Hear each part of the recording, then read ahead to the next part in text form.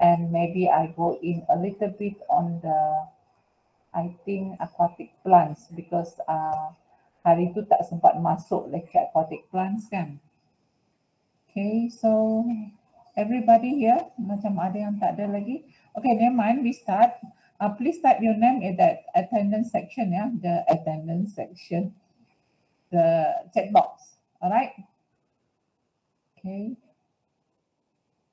Saya nampak di lab ada satu grup sudah pasang. Hari ini ada lagi tak? Yang Sunday ada orang pasang tak? Sunday.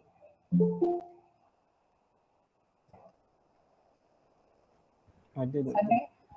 Ada yang dah siap on Sunday. Sebab Saturday, the last thing saya masuk Saturday, satu orang, satu grup jadi kat lab dah aku pasang aquascape.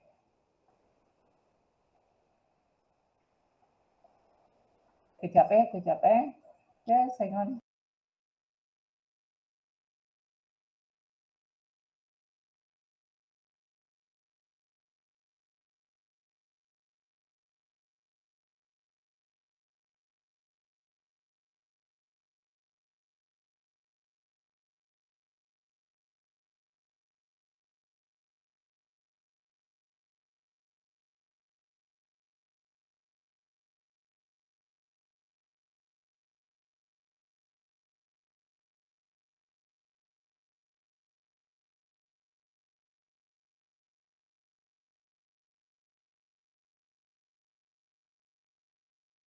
Sorry class, ada gangguan sikit tadi.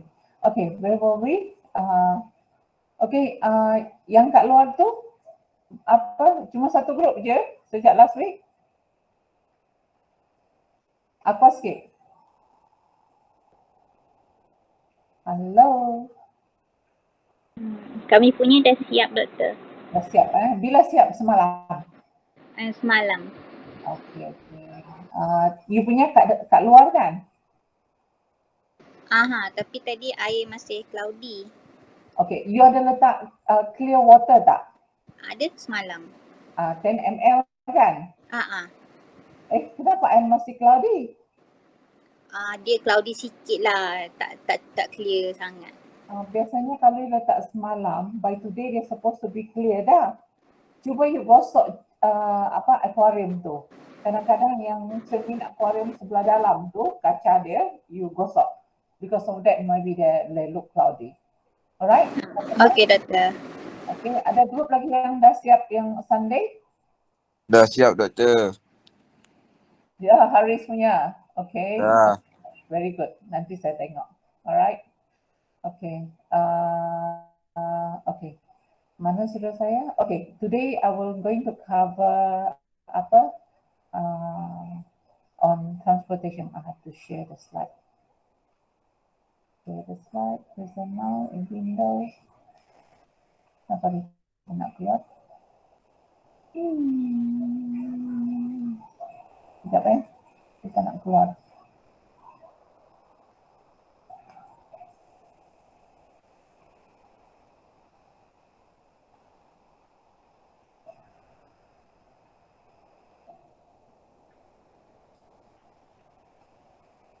Perlu keluar. Okay. This is slideshow.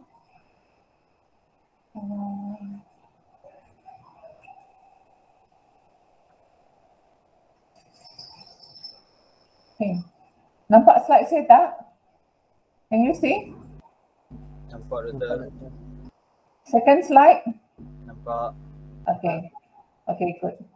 Just testing. Okay, today I'm going to cover on aspect of packaging and transportation, yeah?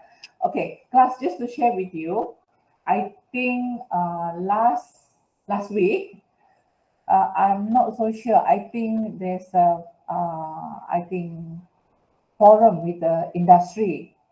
I'm not so sure from which company. The company said the student that did LI, or I'm not so sure LI or working with them, dia kata packaging pun tak tahu. Okay, class, dia kata buat packaging pun tak tahu. So please, yeah, okay, So I teach packaging in my fry class, AKU 3302, and also in this class. Okay, when I will make you do packaging again. Okay, those who didn't do well last class amali packaging, so you have to do well this time. Yeah, kita akan buat packaging juga. Alright. So because we get complaints, student tak tahu buat packaging, tak tahu nak pack ikan. Okay, class, I hope we don't get this complaint anymore from the industry. Yeah. Okay, there's the comment about student, our graduates, bachelor pertanian aquaculture. I don't know whether this student working with them now or was doing LI with them. Okay, but the comment was that the student do not know. One of it they do not know to do packaging. Kejap, saya check dulu.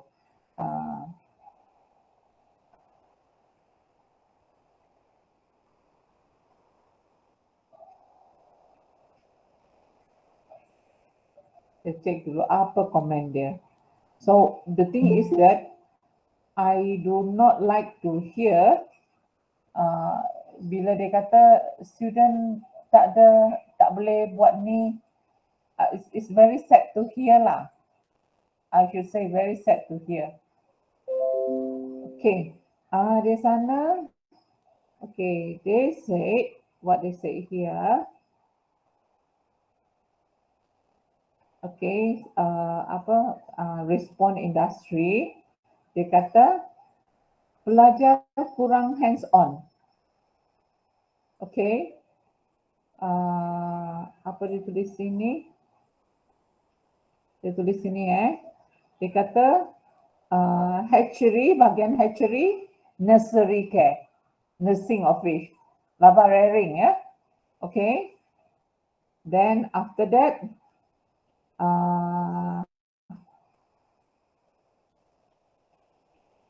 predator control, kawalan predator, sebab kita ternak ikan kan banyak predator. Then also harvesting. Okay, and then next dia kata grading, quarantine and packaging pun tak cukup dia kata. Okay, so you all please so packaging is one of them, quarantine also. Okay, grading. Okay, so just to let you know, this is comment from the industry lah. All right, so class, just sharing okay. Hopefully that do not happen when time you go to work.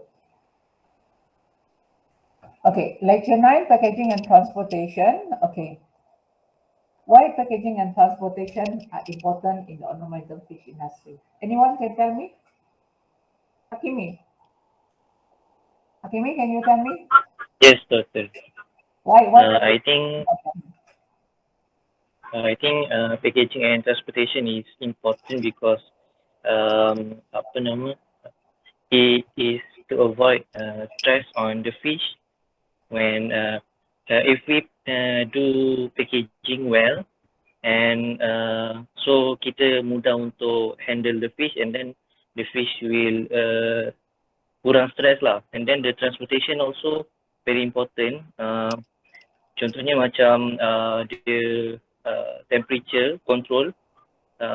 So bila transportation, usually the temperature will be slightly lower, so the fish will reduce the metabolism, and then kuranglah stress kat dia supaya and then kurang stress and kurang excretion of waste. So by the time sampai dekat customer or dekat shop, ikan tu still surviving and in good health. Okay, good. Hakimi, thank you for the answer. At least you have some idea why packaging and transportation is important. Okay, but you must remember, you are supplying live fish. Okay, live fish which has to reach your customer alive, not that, ya. You're not selling ikan untuk makan, betul tak?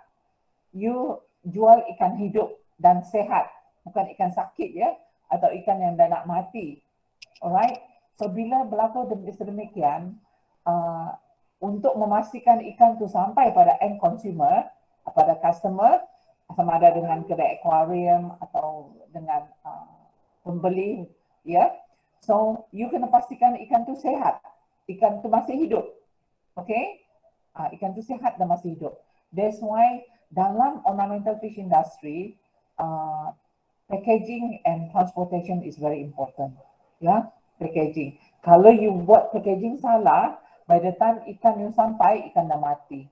Tak ada harga lagi. Tapi worse, customer akan marah. Kalau yang bisnes yang besar tu, mereka order banyak, kalau ikan mati, mereka akan minta ganti rugi.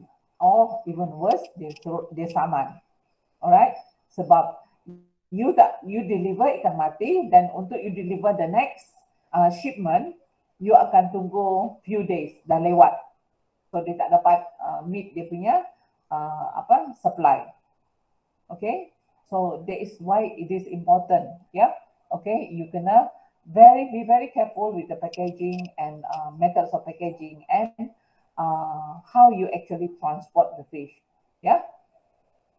Okay, so yeah, as I said, so in this slide is your function for the environmental industry is to deliver live products. This means either fish or plants. Okay, yang dah mati atau sakit, dia memang tak ada harga. Ya, tak ada orang nak beli ikan sakit dari you. Okay, there's nobody. Okay, so this means kalau kita kata kita punya fish is good quality, our fish must be healthy and alive. Okay, that's how you refer to good quality in this ornamental fish industry. Ikan tu mesti hidup dan ikan tu mesti sehat. Okay, post harvest lain pula. Kalau ikan yang good quality, berarti ikan tu fresh, ya. Dan ikan tu dia fresh, and also dia tak kita kata tak ada kecacatan, ya. Kalau ikan-ikan yang kita jual tu kan ada yang pecah perut ke, ekor itu putus. Kalau untuk post harvest, dan tak ada harga akan turun.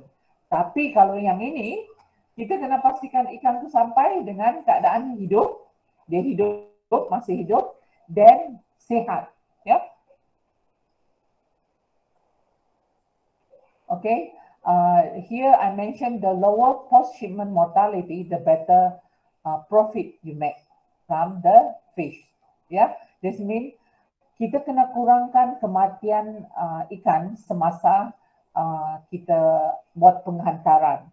Okay, tak kisah sama ada kita buat packaging, sama ada kita hantar atau handling. Lagi rendah kadar kematian, kita punya untung lagi tinggi. Yeah, alright. Okay, so this is an example of packaging, okay, whereby they use boxes. Okay, they pack, usually what they do here, they pack the fish in plastic bag and then they put in a styrofoam box, and the styrofoam box they put in the cardboard box. Yang ini cardboard box, okay. So dia ada plastic packaging, then after that styrofoam box, after that cardboard box. Okay. Faham tak? Okay.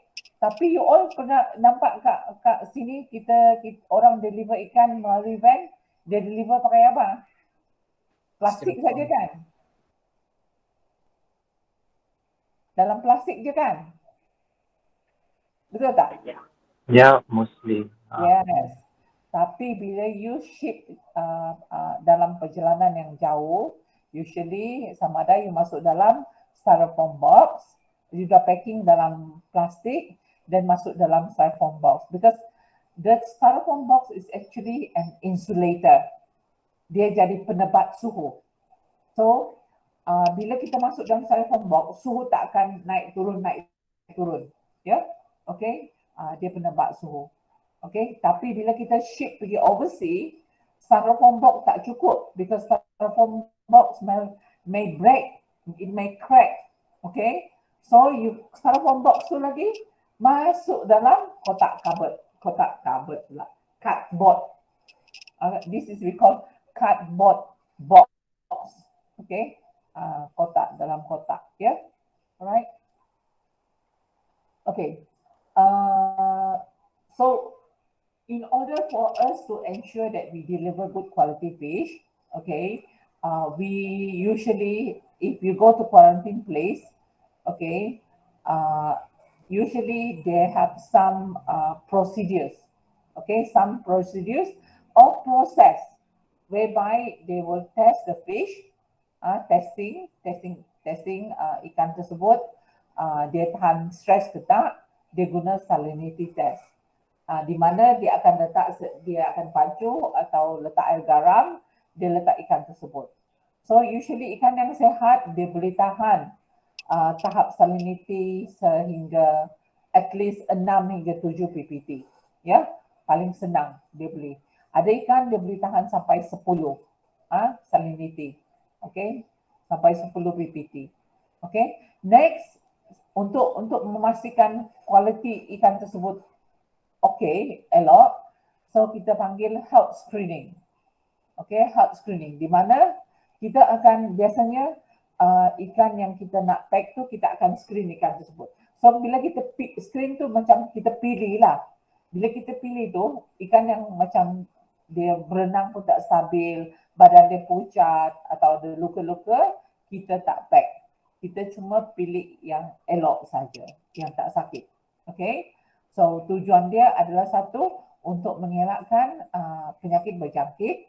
Okay. Satu lagi penyakit bukan saja daripada bakteria dan fungus, tetapi juga diakibatkan oleh parasit. Ya, parasite. Okay. There are 3 source of pathogen. Those are fungus, parasite and bacteria. Okay.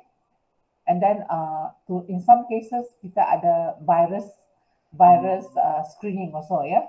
That's why kalau kita nak import ikan, contohnya ikan koi dengan goldfish, ingat tak saya sebut kita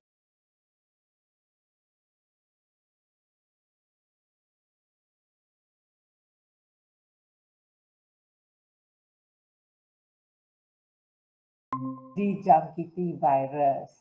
Okay. Ya, dijangkiti virus. So bila berlaku kemudian sedemikian, berarti kita tidak dibenarkan untuk mengekspor. Okay. Pada ada kes tertentu bila kita mengekspor, kita kena juga buat screening di mana kita akan screen penyakit tersebut. Okay, kita ambil sampel, kita tengok ikan tu tak ada virus, tak ada parasite, tak ada bakteria, tak ada fungus, then kita boleh come out with health certificate. Okay, so health certificate is not issued by common people, ya. They issue by either DOF or certain accredited lab. Kat UPM kita ada, yang animal health and aquatic animal health unit, di mana mereka buat screening untuk ikan. Ya, ikan, especially ikan yang untuk diekspor, dia nak certification specific pathogen free. Okay, so dia kata dia nak pastikan ikan tu memang tak ada Aeromonas. So dia hantar sampel, usually 8 hingga 10 ekor, sampel hidup, dia akan hantar pergi unit kita aquatic animal health di fakulti veterina, ya. So mereka akan screen. Kalau tempat tu dia nak certification Aeromonas free, berarti dia akan cek Aeromonas sahaja. Kalau dia nak Aeromonas, dia nak Vibrio, so then kita cek, then of course lah kena charge lah. Ikan tu dia will sacrifice lah, ikan yang dia buat screening tu, yang 8 hingga 10 ekor tu sebagai sub sample akan dikorbankan lah, will be sacrificed for the health screening. Yeah. Okay, so that's why kita boleh come out with certification. dia boleh keluar specific pathogen free. Meaning that kalau kita screen for Aeromonas, then kita tak jumpa Aeromonas dalam subsample yang dia hantar. Berarti kita boleh keluarkan sijil kesihatan menyatakan ikan batch yang ini yang dikeluarkan oleh company yang ini pada tempoh begini tidak mempunyai Aeromonas, tidak mempunyai Vibrio. Contohnya, okay, that is an example, yeah, okay. So that's why we mean specific pathogen free. I think you all ambil pengurusan kesihatan ikan, betul tak? Ambil tak? Fish disease doktor. Ya, fish disease lah, pengurusan kesihatan ikan. Okay, ada Dr. Murni. Ambil kan? Ada. So you ada belajar tu. So I'm not going to cover a lot of disease.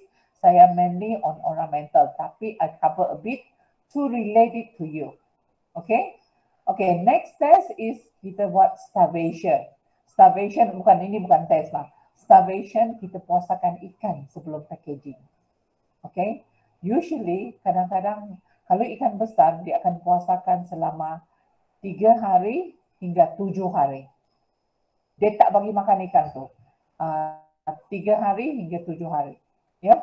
Okay, kalau ikan kecil, sebab dia kecil, so tempoh puasa dia lagi pendek lah. Sebab kalau ikan kecil tak makan, dia mati kebuluran. Ya? Okay, kalau ikan tu kecil. Okay? Okay? And then tujuan starvation dia puasakan ikan adalah untuk mengelakkan pencemaran disebabkan bahan buangan ikan tersebut. Najis ikan, dia punya ada nyamuk. Okay. Alright, mana sudah saya pergi? Okay, starvation. Okay. So bila dia ikan berpuasa, so bila kita buat shipment kan, dia tak akan mengeluarkan banyak bahan buangan sebab dia sudah buang awal-awal. Okay, dia sudah buang najis dia. Jadi air yang kita buat packaging tu takkan kotor. Jadi ikan tu lagi tahan lama. Ya, okay. Next, bila kita buat packaging, kita kena manage juga stocking ikan tersebut. Kita tak boleh kata, okay, plastik ni masih masuk 50 ekor. You have to consider the size and the species of the fish. Okay. Kalau spesies tu yang agresif, you tak boleh letak banyak-banyak. Okay, mungkin satu packaging tu 1 ekor saja. Okay. And then kalau ikan tu besar, you tak boleh letak banyak juga. Kalau setakat isi padu air macam ni, isi padu tertentu, kita kena ikut saiz ikan tersebut. Lagi besar ikan tersebut, lagi dia punya packaging, stocking untuk packaging, jumlah ikan yang kita masuk pada satu packaging akan sepatutnya lagi kurang lah. Okay. Kalau ikan tu kecil, this means the packaging we can put more. Understand? Next, very important one is the oxygen. Okay. When we do packaging, we have to put oxygen in the packaging. Okay. Okay. When we put oxygen, it depends on the number of fish, how many fish inside, and it depends on the size of fish. Okay. Usually ikan kecil dia perlu lebih banyak oksigen. Ya. Okay.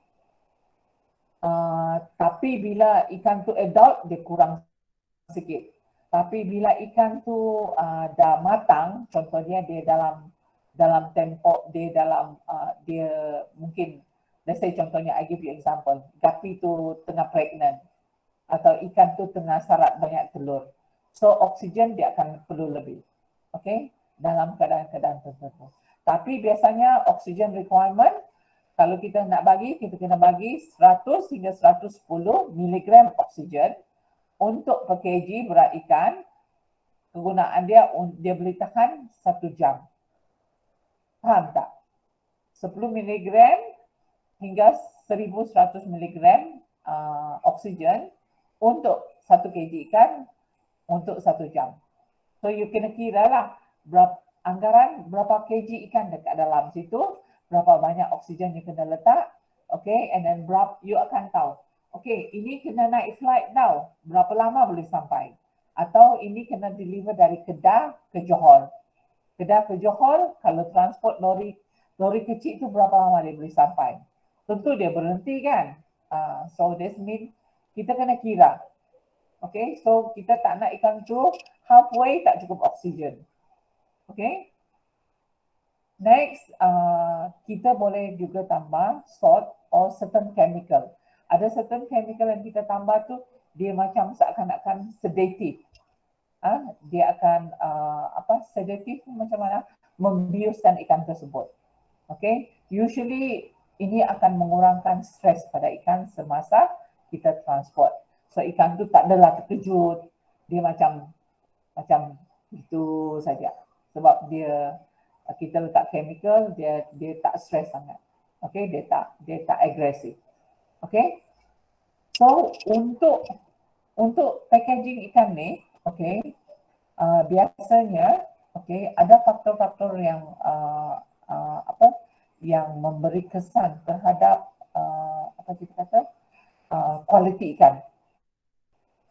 Kualiti ikan hidup, ikan ornamental yang kita hantar tersebut, okay. Contohnya kandungan bakteria pada ikan dan juga pada air. So that's why bila kita guna air untuk packaging tersebut, kita kena guna air bersih. Ya, air bersih. Usually kalau boleh sterilize the water, so we do not introduce any pathogen. And at the same time, the fish, when we quarantine them, we change water. It reduces the pathogens on the body. Okay. So next, we have to consider about packaging temperature. Okay. Bila kita buat packaging, temperature is very important. Kita kena rendahkan suhu. At low temperature, the fish will be less aggressive because dia punya kadar metabolisme akan rendah. So dia jadi kurang aktif. Bila suhu sejuk, ikan jadi kurang aktif ya. Tapi tak bolehlah pergi letak 0 degree Celsius pula. Ikan mati terus. Dia kejang terus because it's too cold. So you have to reduce the temperature. Okay. Usually kalau kita transport, our transporting temperature is about can go as low as 24 to 25 degrees Celsius ya, packaging. Ya, that's why kalau kita masuk dalam lori, kita punya packaging tersebut, kita pasang chiller kan, seakan-akan kita pasang aircon. Ya, okay. Dan satu lagi yang boleh mengurangkan kualiti ikan ornamental adalah kita punya tingkah laku semasa menguruskan ikan tersebut. Contohnya bila ikan tu sepatutnya kita sauk dengan perlahan supaya mengelakkan ikan tu daripada cedera. Okay. And then scoop net yang kita pakai pun scoop net lembut. Kita tak guna yang kasar. Lepas tu sirip dia sangkut di scoop net. Lepas tu kita kena cabut keluar. Dia punya sirip patah, koyak. Okay. So itu menyebabkan, kita kata menyebabkan handling stress. Bila berlakunya handling stress, ikan stres kan. Dan bila ikan stres, dia akan mudah sakit dan later on mati. Okay. Next factor yang affect the quality of fish during packaging and during transportation is the physiological condition of the fish. Keadaan fisiologi ikan tersebut. Sama ada ikan tu stres, sama ada ikan tu tengah sarat dengan telur, ikan tu tengah spawning, okay. So itu akan menyebabkan kita punya kita punya the quality of fish, the survival and also the health is affected, okay. Ya, dia akan memberi kesan kepada kualiti ikan, ya. Kualiti ikan yang masuk saya sini, ikan tu mesti sehat dan ikan tu mesti hidup, alive and healthy. Betul tak? Tak ada orang nak beli ikan mati, tak ada orang nak beli ikan sakit ya dalam kes ni. Okay, these are the requirement for oxygen. As you can see, I divide them into two groups. Okay, oxygen this is for carp ya, ikan carp. Okay, anak ikan, fry ikan. Okay, yang down here is the broodstock. So as you can see here, please look at the first column, yeah. The temperature 22 to 25 degrees Celsius. You nampak tak ada ikan? For fry tu berat dia ringan saja. Tapi you tengok keperluan oksigen dia adalah sangat tinggi. Jadi you nampak semakin besar fry tersebut, keperluan oksigen dia menurun. That's why I say smaller fish, the smallest fish require more oxygen. Yeah, they require more oxygen as compared to the bigger size fish. You nampak sini, yang 0.3 gram, they require about 1,230 milligram of oxygen per kg per hour. As compared to the 50 grams of fish, satu ekor dia 50 grams kan, dia punya berat, dia cuma memerlukan 500 milligram of oxygen. Ini 1,200 yang ke atas. Yang bawah tu 500. Betul tak? Okay? And then kita compare. Kalau broodstock, remember I mentioned just now, kalau ikan tu dalam keadaan membiak atau dia pregnant atau dia sarat bawah telur, okay? You akan nampak dia punya keperluan oksigen. Semakin berat ikan tersebut, okay? Kalau dia broodstock, sebab keadaan dia membiak, tengah membiak. Okay, atau disarat bawah telur, okay, atau dia ikan contohnya gapi tu dia mengandung, okay. So keperluan oksigen dia lagi meningkat berat dia, lagi meningkat dia punya keperluan oksigen. Okay, okay class, that is the second column. Okay, next column you can see 30 degrees Celsius, nampak tak? Yang third column 30 degrees Celsius. Why I put 30 degrees Celsius and I compare inside here? Okay, let us see for the fry. Okay, you can see that at 22 to 25 degrees Celsius, the oxygen requirement is 1,200. Tapi bila temperature increase to 30 degrees Celsius, dia punya oxygen requirement jadi apa? 2 kali kan? 1,000 become 2,000. Yeah. Similarly, for the broodstock, pada suhu 22 to 25 degrees Celsius, they only need 300 milligram of oxygen per hour. Okay, but when you transport them at 30 degrees Celsius, they need double the amount of oxygen. Can somebody tell me why so? Haris, can you tell me kenapa ni berlaku? Temperature berbeza, keperluan oksigen meningkat. Haris. Ya, Doktor. Kenapa? Okay, you tengok slide ni kan? Okay. Okay, you tengok, tak kisahlah you tengok fry atau broodstock. Tapi Okay. you bezakan kolom yang ikan yang di-package dalam suhu 22 hingga 25 dengan ikan yang di-package pada, ikan yang ditransport pada suhu 30 darjah Celsius. Okay. So, kenapa keperluan oksigen meningkat apabila suhu tersebut meningkat? Kenapa? Sebab Ya, ada ikan. jadi kan. Apa nak cakap? Haris? Sebab dia memerlukan oksigen lebih sebab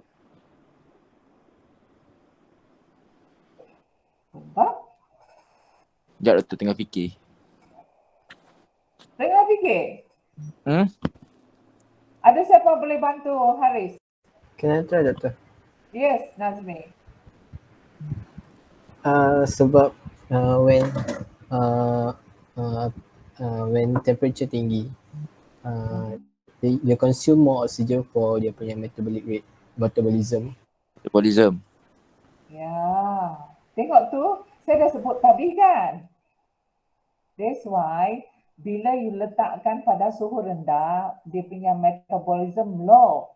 Jadi bila metabolism low, bila suhu rendah tu dia tak bergerak, berarti dia kesejukan, you tahu tak? Dia kesejukan. Dia duduk satu corner je, tak nak bergerak. Bila dia tak bergerak, metabolism dia rendah. Bila metabolism dia rendah, dia tak perlu banyak oksigen. Understand? Haris? Haris? Yes, doktor. Okay. So the same with the rest of the class. Please understand, yeah. You have to know when you transport fish, you have to put the temperature lower. Okay. If high temperature, the fish dia akan bergerak macam biasa. Sebab keadaan biasa kan, suhu biasa.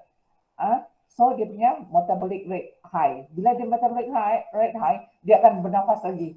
Dia perlu lagi banyak oksigen. Okay. Tapi bila kita turunkan suhu, ikan tu pun sejuknya, dia kecut, dia duduk je macam tu. Jadi metabolism dia pun tak tinggi dan keperluan oksigen dia pun tak tinggi lah, rendah lah. Thank you Nazmi. Okay. Nazmi pay attention just now when I say transportation at lower temperature. So you boleh bandingkan ya, kalau kita punya truck tu waktu kita transport pada suhu ni, walaupun kita kata oksigen cukup untuk 3 jam, tapi you lupa suhu transportation tu tinggi. Sebab tu oksigen tak cukup, ikan pun sakit. Lepas tu by the time kita sampai destinasi, ikan sudah mati. Okay? Okay, this is about oxygen requirement. Okay, next we go back to packaging of fish. Okay, factor to be considered when we are packaging fish. Okay, kita nak guna apa? Kita nak pakai plastik. Kita nak guna polyethylene bag. Okay, plastik dan polyethylene container. Okay, dan kita nak pakai cardboard box. Kita nak guna polystyrene box. Itu option kita. Itu adalah pilihan kita untuk buat packaging. Okay? Yeah. So the next is packaging methods. You got no option for this. Packaging method is only live. You cannot pack the fish dead because it will have no value. Okay? So you punya packaging method, the fish must be packed alive, not dead. Okay? So then bila kita buat packaging, we have to take into consideration bila kita nak, kata kita nak deliver dalam plastik, plastik tu masuk styrofoam box tu pun masuk dalam cardboard box. So kita punya cost akan meningkat, you tahu tak? So because of this, kita kena consider juga. Kalau setakat nak hantar daripada Perak, contohnya dia nak hantar dari Perak pergi KL, ikan tu dihasilkan di farm di Perak. Dia akan packing dalam plastik, masuk oksigen. Lepas tu biasanya dia masuk dalam truk saja. Dia tak masuk kotak, dia tak masuk. Usually dia tak masuk styrofoam box pun. Ya, tapi dia punya lori tu, dia punya truk tu mesti ada chiller. Okay? Walaupun you masuk dalam styrofoam box atau you masuk cardboard box, you punya biasanya if you transport with truck, you have to make sure that it has a chilling system. Okay, it has chiller. Okay? Okay, so, and another factor, finally, you want to transport the fish, okay? You want to use this packaging, okay? You can make sure the quality of your packaging material, yeah? Okay, sebab dulu, I want to share with you again. Okay, kita nak buat packaging. Saya selalulah lab staff kita pergi beli plastik untuk packaging. Dia pergi pasar borong. Okay, dapat letak ini, dah dapat plastik. Dia bawa balik. You tahu tak apa jadi? Kita pack ikan, lepas tu masuk air, dan kita masuk ikan, dan kita masuk oksigen. Waktu kita tengah ikat dengan getah, pop! The plastic break. Ikan berterabur atas lantai. Okay, so that's why I say, although you can get the plastic, you need to make sure that plastic is reliable.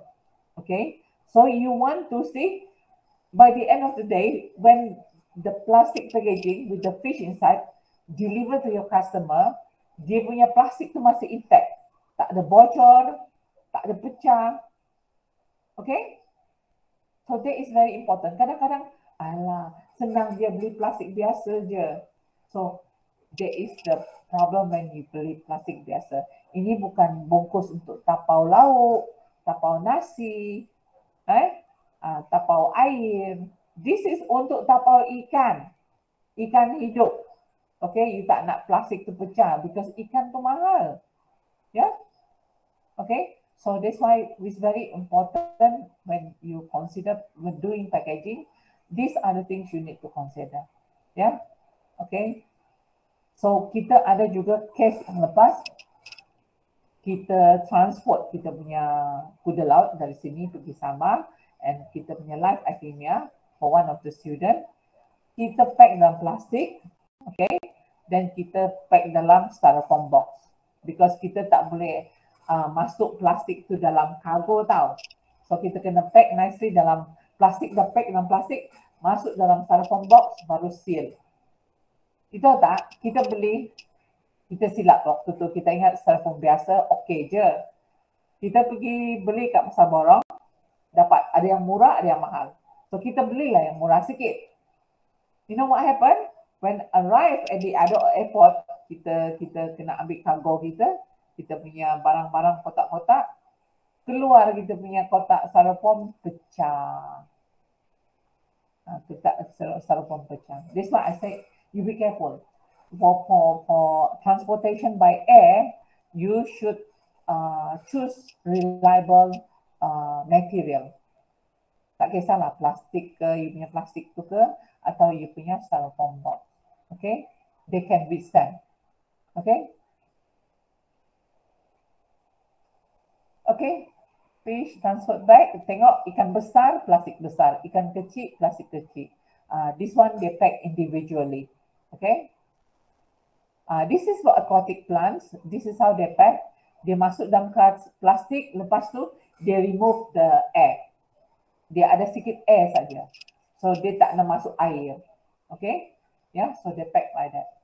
So tapi yang setakat ni yang kita dapat, dia memang packing yang macam hari tu, ingat, you all ingat tak yang packaging aquatic plant hari tu? Ingat tak?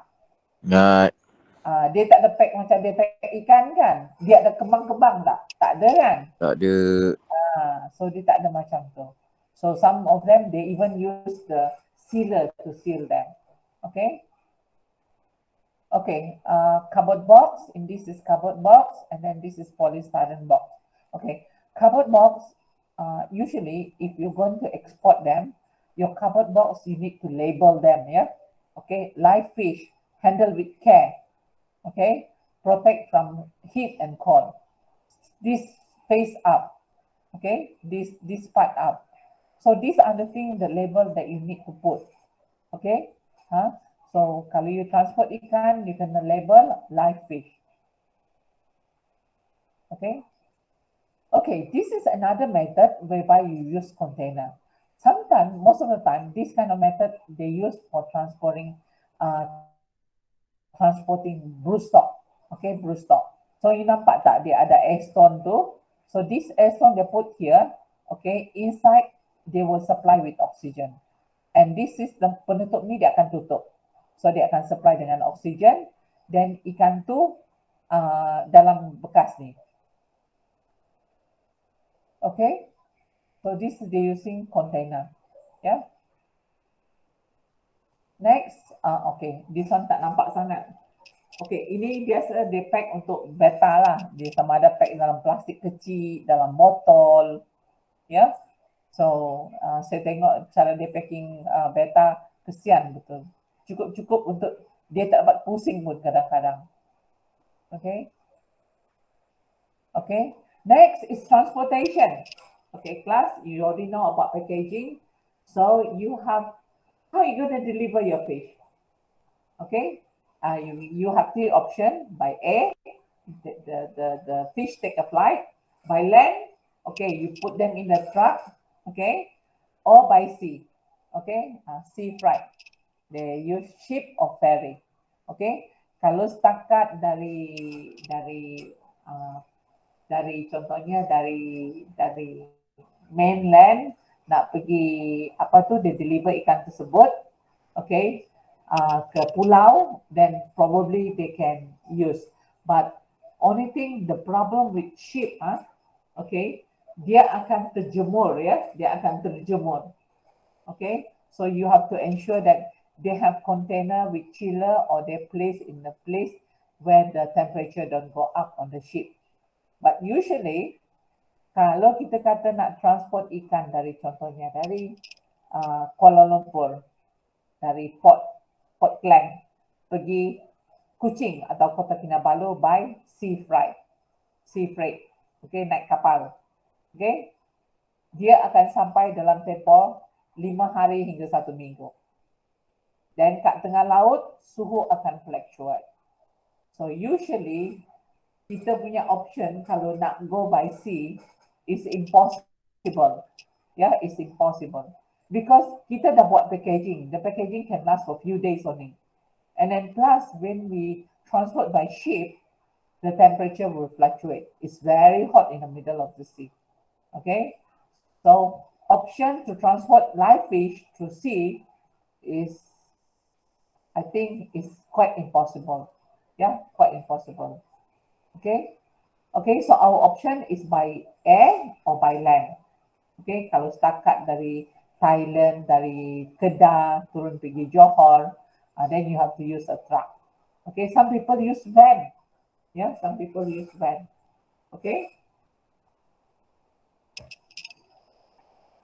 Okay, but most commonly when we export the fish, we travel by air. Okay, by plane. Dia naik kapal terbang. Yeah, dia naik kapal terbang.